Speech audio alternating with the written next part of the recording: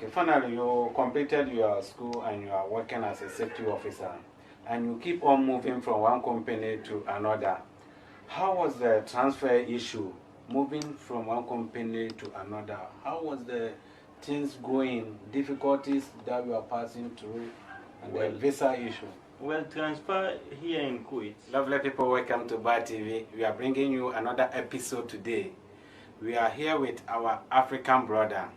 I call him AU because he have helped a lot of Africa in Kuwait here. No matter which country you come from, he don't care. If there is a help, he will try his best to help you. And before we start, I'll give you a motivational message. My name is Sure Rasmot. The motivational message that I have for you today is an attitude of gratitude. Say thank you to everyone you meet on this earth. Because there are three types of people you meet on this earth. Either you lose, you win, or you equal it.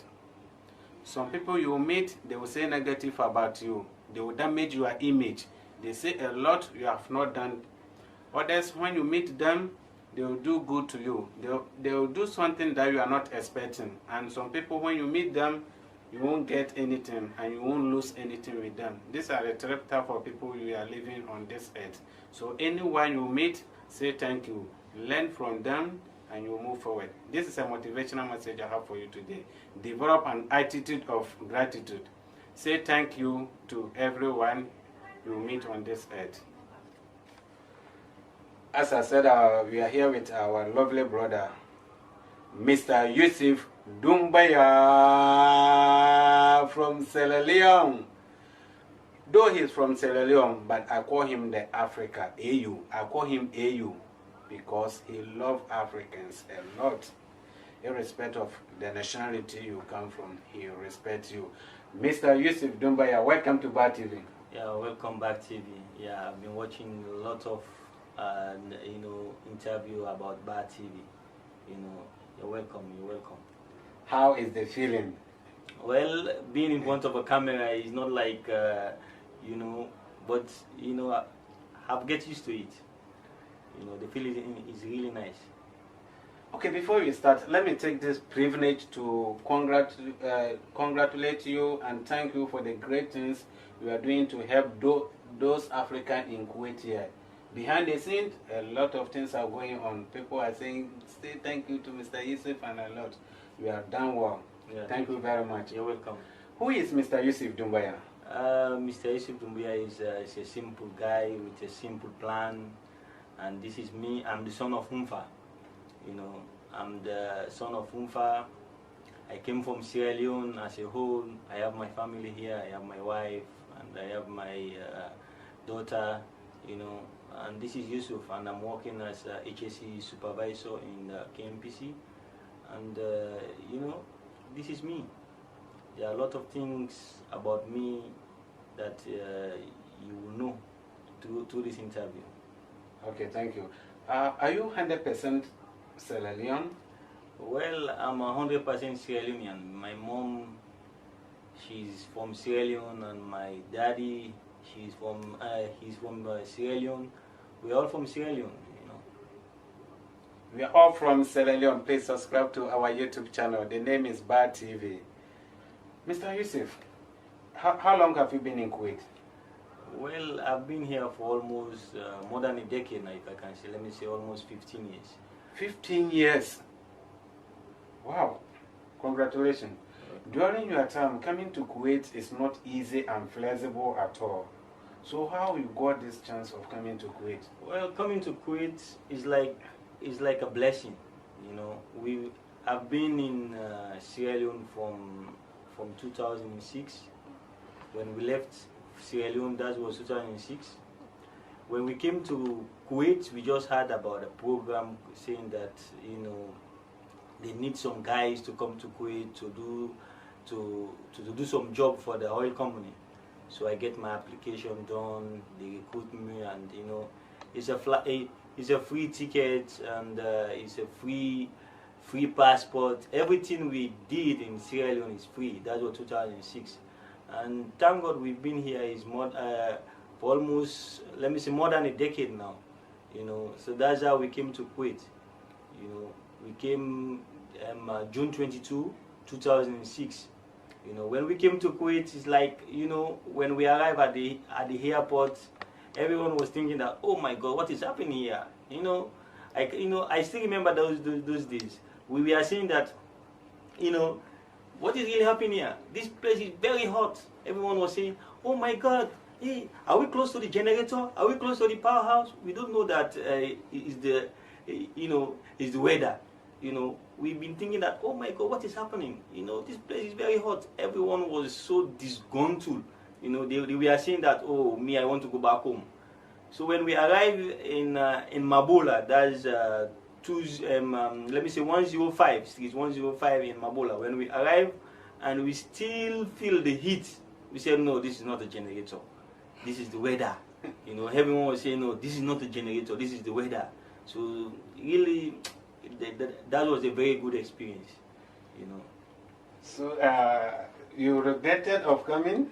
The first day I arrived in Kuwait, I never regret it. I never regret, because as a man, when you leave your home, you know, when you leave your home and you are going out to find, you know, a greener pasture, you know what I mean? Yeah. You know, you just finish school and you just say that, okay, let me just try to make money. So when I come to Kuwait, I never feel regretted, because I know if people are living in this country, I too, I can live. You know, there are so many obstacles, but here I am today, that I can see in Islamic, I can say Alhamdulillah, because there are so many hurdles I've jumped and so many things that I've gone through. But you know, that's life. In life, you cannot do anything without risks. You know, I've been in Sierra Leone for almost 22 years, and now I'm here, almost 15 to 16 years. So it's something like I'm going to spend half of my age here. So you see, so after you just came back, after you just from home and you just take the venture, is the risk. Everything you do in life to succeed is risk. So when I come to Kuwait, I never regret it. And up till now, as I'm saying, I never regretted being in this country. This country is my second home. This country is my second home. So, upon all what you are saying, why you left Africa to come to Kuwait? Well, the reason for leaving Africa to come to Kuwait, I was in Africa, I just finished my schooling, just finished, you know, some training and the rest. So when I heard about a program coming to Kuwait, I was in a vocational training center. When I heard the program saying that, oh, they need people to come to Kuwait, I said, oh my God, this is an opportunity for me to travel. So when I heard everything is free, you know, we as an African, we like free things. So I said, oh, this is my opportunity. Even though the salary was too small, but I know in Africa that same type of salary will be for a minister, or will be for someone who is in a government position. So I said, okay, let me just go. I have a slogan that to say, if I died in Africa, they will never bury me with respect. But if I die outside and they bring my body back in Africa, they will bury me with respect. So it's better for me to leave this place and go and find the green pasture. So I left. I took all the risks, everything that is possible to pass the interview. I went for the interview to come to Kuwait. I passed. You know, went for medical. I passed. Everything I passed. So I say, yeah, this is destiny. So the reason of leaving Africa, it's called destiny. I answer to the call of destiny. So this is my call of being here. You know, so the reason of leaving Africa, it's called destiny. I go after my destiny. I will go after my destiny. Please subscribe to our YouTube channel. The name is Bar TV. Finally, you are in Kuwait. So tell us where you started working, from which company. I heard that I've worked a lot of company in Kuwait here. Yeah, a lot. So tell us some few companies you have worked in before. When we came 2006, that was June 22, 2006. When we came, we were working for First Kuwait. It's a very big company. At that time, when you Google it, First Kuwait is the most influential company in the world. They are in 50 position in the whole world. It's a very big company. They have a contract in Iraq, the building of the American embassy. When we came, we find it very difficult as a whole. We start to work with that company, and we worked for that company for almost 5 years. At that time, the Kuwait labor law to transfer your visa is 5 years. No matter what, no matter how you do things in Kuwait, you have to stay for 5 years before you find another new sponsor. So we find a sponsor. That was 2011, 2011. So we find a new sponsor. At that time, we transferred to one company they call Asmax. It's an Indian company. From Asmax, then we transferred to one company they call Saipem. Life is a journey. So I transferred to one company they call Saipem, and then from there I moved to one company they call Click. So why you was moving to company, jumping from one company to company like that? What was the secret? The most secret is about salary. Just like I said, destiny is not a destination. It's a continuous process. So when from the 5 years I already spent in that company, I thought it was, I said, if you stay in this company for long, you will receive the same salary. And the same salary goes on, and every month they will just increase for you 20%. The more you take an adventure and the more you take risks, that's how the demand will be increased. So I start moving. I start moving from 80K the salary, 120, 130. You got 80K? 80K the salary. Really? Yeah, I was living with 80K the salary. So I start moving. The more I move, the more I will have increase. It's increasing. So this is the best logic, I think. If I stay long in this company, I'm going to receive the same salary without increment. Let me move. When I move to another company, I'll go to an interview. When I pass the interview, and then we'll come into negotiation, and then we have to negotiate how much they are giving you in your previous company. For instance, let me say they are giving me like 80 KD. Then how demand?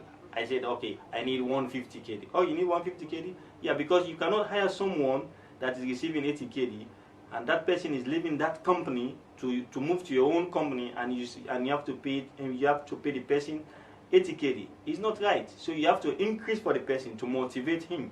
So this is the adventure. So when I think about it, then I start moving. So now, if I can say, I thank God. Employment level, the only problem now is salary. Because of the experience I've worked. Like to say, Click, just like what I was saying. From Click, I went to one company they call Khalid Al Kharafi. From Khalid Al Kharafi, I left there. I went to Turkey Dabos. Turkey Al Dabos. I left there. I went to Al Ghanim. Now I'm in technical redundancy. So it's something like life is destiny is not a destination. It's a continuous process, and I'm still moving. You know what I mean? I'm still moving because it's not a destination. I cannot stay one place. It's just like doing the Israelites. They are the most powerful people in the whole world now. You can see they leave their country to go and find wisdom, to go and find things, and bring it back home. So you see, so this is me. So that's why I always proud of myself that I'm the son of Umfa. I don't stay one place. I move. I move. I don't stay one place. It's move. More like a motivational message. So take note of this one. You to try to move in a positive manner, not in a negative manner. It will help you a lot. Okay, as you said, you was receiving 80 KD. That time you was not a safety officer. Yeah. So how you became a safety officer? At that time, I was not a safety officer. I was working as procurement officer. I was working as a procurement officer, in which you guys know as a storekeeper. I was working as a procurement officer. Then I saw one college in Kuwait City. They call the college Cambridge University. But at that time, they are Portmont de Pool College. So I went there. I got my first interview, and I start taking exam. Then I qualify. I pass the exam. So from there, when I showed those documents to my manager, my manager asked me, say, "Oh, Yusuf, you already did this work?" Then I say yes. I said I want to switch job. Say, "Oh, you want to switch job?" He said yes. Then from there, they employ me as assistant safety. So I start to do the work bit by bit. So it become perfect. So how you combine? Then time you are schooling and the same time working. How you combine to work together? Well, it's something like when I finish my work, I'll finish my work like 3 o'clock, 3 p.m. When I finish my work 3 p.m., at that time, my company has a project in Dasman. There's a place called Dasman, close by the King Palace, and the college is in Shark. So I will, after work, everyone will go home because I have class 3 times in a week. So after work, everyone will go home. I have to board the bus. When I board the bus, then sometimes I walk. We African, sometimes I don't have money. I'll walk from Dasman to Shark. When I reach Shark, then I'll just dust my feet. You know what I mean? Prepare myself.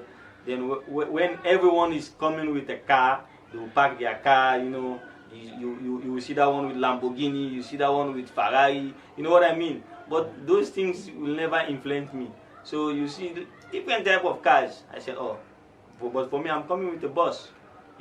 So after the let me say, I'll just sneak around, go inside my class. After we finish lecture, everyone will go out. So I'll wait for everyone to go, because you see everybody has a car. I'm the only person that don't have a car. So I'll just wait for everybody to go. When everybody left, then that's the time I'll just escape. I'll just escape and go direct to the bus stop. I bought the bus, and then they take me home. This is how it's going, because as an African student doing schooling, it's difficult, and you are doing schooling in a place where billionaires' kids are, is quite tempting. They will tempt you a lot. So I thank God I made it, but it's not an easy road. I thank God I made it, and it's not an easy work.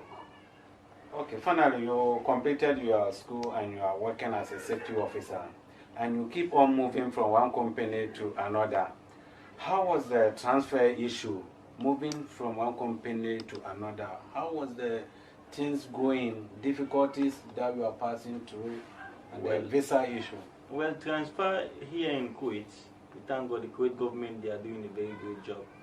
They have a contract that will bind you and the company. Whenever you have to transfer, you have three stages. When you sign 1 year contract, you have 3 stages. It's like first 3 months, you are not entitled to transfer. The second 3 months, you are entitled to resignation. The last 3 months, you are entitled to transfer. So this is how you would work your stages, because 3, 6, 9, 12, that is 1 year. Okay, so the first 3 months, as I repeat again, the first 3 months you are not entitled to any transfer. The second 3 months that you are entitled to resignation. When you resign, the company will give you 3 months to find for you to transfer. That will be how much? That will be 9 months. Okay, so in that 9 months you are entitled to transfer to that company that you wish to transfer. But mind you, if you knew that this company, they are not willing to transfer me, you will see it from the start. A company that is willing to transfer you, they will give you an offer letter. When they give you an offer letter, that's the starting of the transfer. And then from there, they will give you kafil. That way, they call it a kefala. That kefala is valid for 15 days. You take it to your sponsor will sign it, and in that case, you are free to go to the next company. So without that kefala, you cannot transfer. So this is the process. It's not an hard process. It's very easy, but you have to know that this company is willing to transfer me first before you take the move. You have to know that the company is willing to transfer you before you take the move. Okay, now, how is Kuwait life? Compare with Africa. Kuwait life, compare with Africa. Just like I said, I've been in Africa for almost 22 years. And I've been in Kuwait for, let me say, 15 years. You see, it's remaining 7 years to be in my gap of age. You know, if I compare the life in Africa and the life of Kuwait, I can say Kuwait is more okay. Kuwait is okay. Kuwait is okay. When I say okay, it's very, very okay. Because here is +1. When I mean +1, here whenever you sleep and wake up in the morning, you have to go to work. And work, then at the ending of the month, you have to receive a salary. But in Africa, it's -1.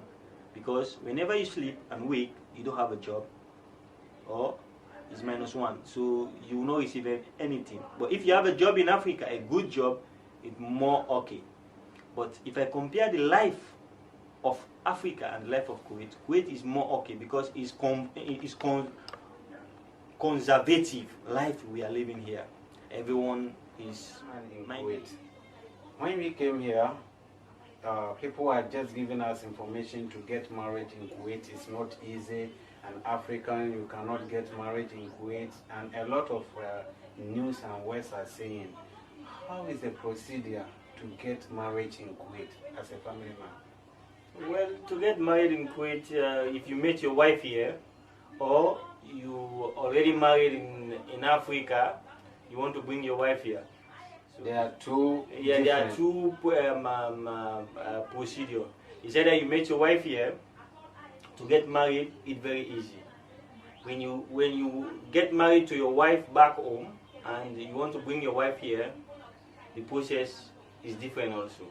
So my own advice is, when you get married here is the best, because you don't have to bring your wife back home, because there are a lot of expenditure when you think about expenditure wise, because you need to have a salary qualification that will qualify you to bring your wife. But if you met your wife here, there is no need for salary qualification. As long as she has a visa, and as long as you have a visa, then you can get married. But the problem is, someone with a visa 20, you can get married. But the problem is, if you have a baby with that person, you have a baby with that person, there is 80% possibility for you to keep that baby here, because if someone with visa 20 cannot keep her baby here, you know, this is the problem. But if you already get married to your wife back home and you want to bring her here, you have a salary qualification that will qualify you to bring your wife. So apart from that, you cannot bring your wife. Apart from that, if you don't have the salary qualification, you cannot bring your wife. So that's how the things are. But when you are here with your family, it's difficult. You know what I mean? You cannot stay here with your family with a salary of 600 KD. That is something like $2,000. It's very small. It's very, very small for you. Unless you have to live in a single room, that will be more manageable. Like if you have a 3-room apartment, you stay in one single room, that will be okay. Because the maximum cost for a 2-bedroom apartment here is something like $1,200, which is something like 300 KD to 350 KD for a standard 2-bedroom apartment. So it's very difficult. And if you have a salary of 600, you already divide it into two. So you have a 300 KD remaining. You have to feed your wife. You have to feed your baby. So the cost of living for a family here with that kind of amount of salary is totally difficult. Once you are on Bad TV, It's I can't totally go away of this question. You aspire for the position as the president of the Sierra Leone Union in Kuwait. 3 days to the election, you call all of your fans to stop voting, and this gives the advantage to the opponent or the opposition to win that election. Why you did that? I did that because I'm the type of person, I'm transparent. Election should be transparent. And as far as this electoral commissioner is not transparent, I need to call off the election. And my voice is supposed to be heard because I make a petition, even without the election already taking place. Because I came to notice that there is a foul play. My opponent already bought all the registration, all the registration tickets for the people. He already bought all of it, and he is registering for free. So I came to notice that. So when I came to notice that, I have to ask the electoral commissioner. The electoral commissioner need to give us a quantity, a total figure of the registered people for the next day of the election, and a total let me say a total figures of the people. But when I asked the electoral commissioner, he didn't show me or he didn't tell me any tangible or total amount of people. When I came to know that how many, because for registration is something like a 2 KD. I came to know that my opponent is registering for 1 KD, and some of the people also, they are not even paying. They are doing the registration for free. So it's something like if I take over a government, I'll take over a government which there is nothing inside. Okay? So even when they invite the electoral commissioner to do his calculation, he gave a wrong figure. Out of 782 people that registered for the election, the electoral commissioner handed over 350 KD for that election. So it's something like the balance 380 people, they don't have any registration payment. So if you are going to take over a government, it's something like you just take over a bankruptcy government. Nothing will be there. So I call off the election, so at least the union should know that this is what is going on. There is a foul already played. Because even though they said election is not free and fair, but in that election that takes place, you will see the total, rogue in that election. You see the total rogue. So it's better that I stay back and forget about the election than moving forward with a government that is not that there is no finance. Even when they hand over to the current president, there are things that you just see that, oh, this is what is something like he bought the power. He bought the power. He bought it for a sum of amount that I don't know. But this is it. But now we thank God he already played his own part for almost 2 years now. So this is it. So are you still part of the union? Well, as far as I can see, I am a Sierra Leonean. But being part of the union doesn't escape me not to be a Sierra Leonean. But I'm with the union. You are still part of the union? No, I'm with the union, not part of the union, but I'm with the union. You are with? Yeah. Because being part of the union and being with the union is something like, it's different. I'm not a member of the union, but I'm with them. Coming December, another election will take place. Will you take part? Well, I'm not sure because currently I'm supporting someone. I'm supporting one of my vice president the last time that said that he's going to support me. So currently I'm supporting him. But to say I'm going to stand for an election, no, I'm not sure. So what are you doing to help this union? Well, sometimes if there are things that, because the union, something like you don't know what someone needs unless the person asks you, this is what I need. So if they need my help, sometimes they will inform me, oh, we need your help, we need this, that, and so forth. Even the last time they organized a registration from the embassy, they give us some documentation to register some members in the community. So when they need my help, they will call me, then I will just help them. This one, what message do you have for our brothers living in Kuwait here? Advice, any advice you have for them? My main advice is someone need to know his or her purpose of being to Kuwait. Kuwait is not a country for tourists. You are not here as a tourist. You are here for work.